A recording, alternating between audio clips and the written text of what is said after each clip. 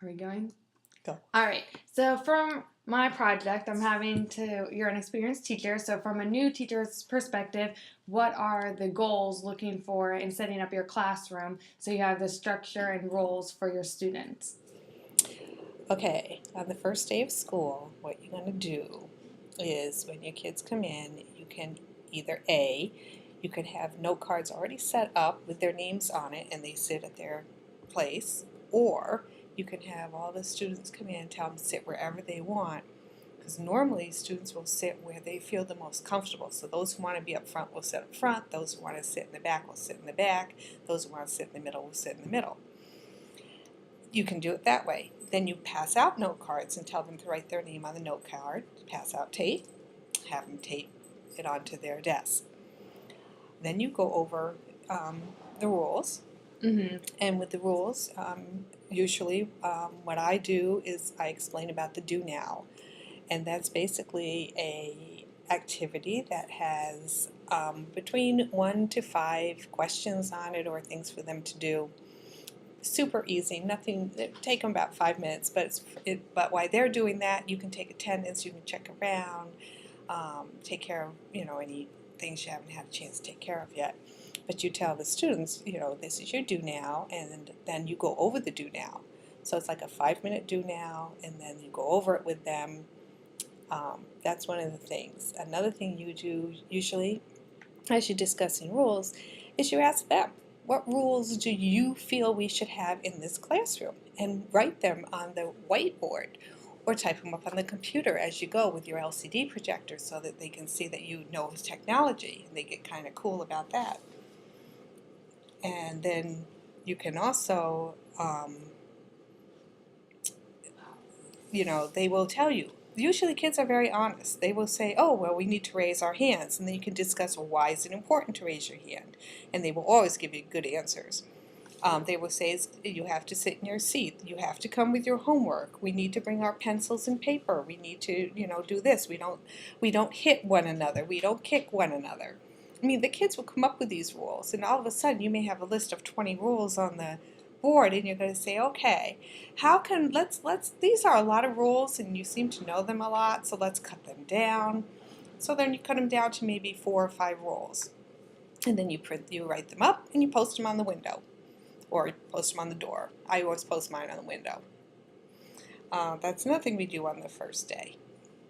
Uh, on the second day when they come in, we do let's get to know you, and we do little games where you say my name is Mrs. Cobb and I like peanut butter, and you say your name is Ashley and you like video games, and then you make them tell you what kind of video game.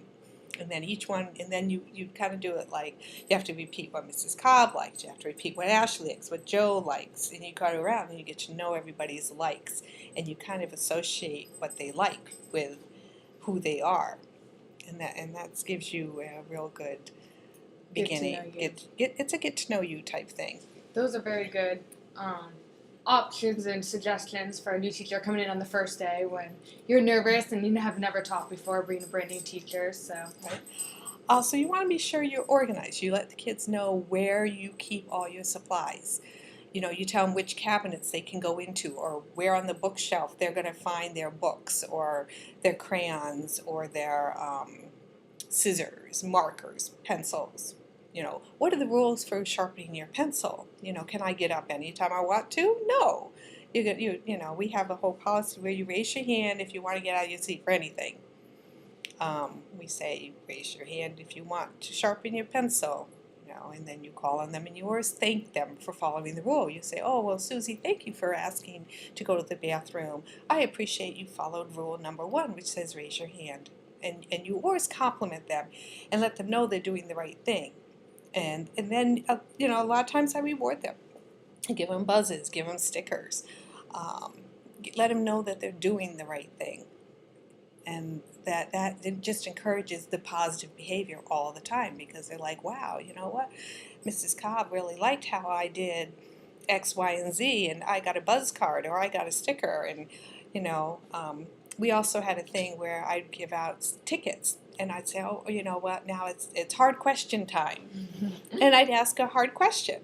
And then I have these tickets. And when you ask a hard question, it could be about the news the night before, it could be about the weather, it could be about something we talked about last week or something.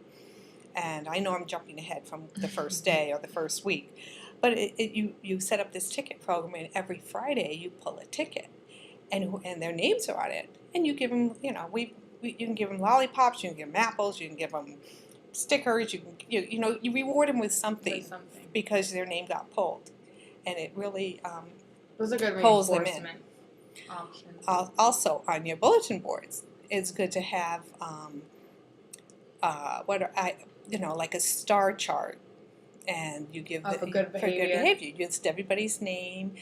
And you can put down, you can do it as a homework thing. You can do it as, it can be homework. It can be test grades. It can be just because you did something nice for Johnny next door. And anything that you can give them a little reward. The more you reward them, the more happy they are. And if they get out of control, say today they came in from recess and they're all loud and they don't want to settle down and everything.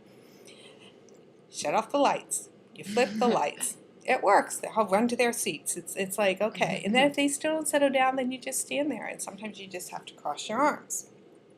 Sometimes you just stand there and just look at them. Or you have set up a signal the first day. Like I have a signal where I just raise my hand like this. And they know, oh, and everyone has to put their hand up. As soon as everyone's got their hand up, they realize, oh, Mrs. Cobb has something to tell us. And then you can go ahead and start teaching again. And that's a signal. For my special ed children, what I have done is I give them bright cards. Those who are too shy to ask a question, one has a question mark on it. And if they don't understand what they're saying, they just flip that card over.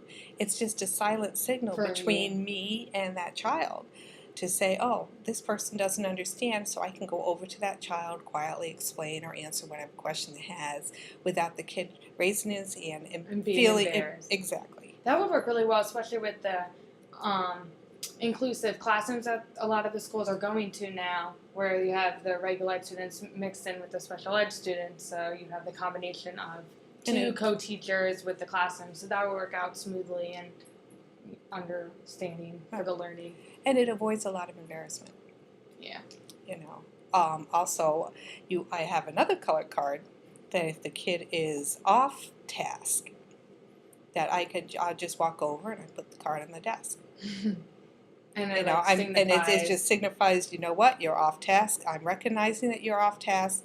Get your act together, without saying anything to them, without embarrassing them and saying, "Oh, hey, you over there, quit whatever." You don't want to yell at the kids, So you do that sort of thing. Sometimes it works, sometimes it doesn't.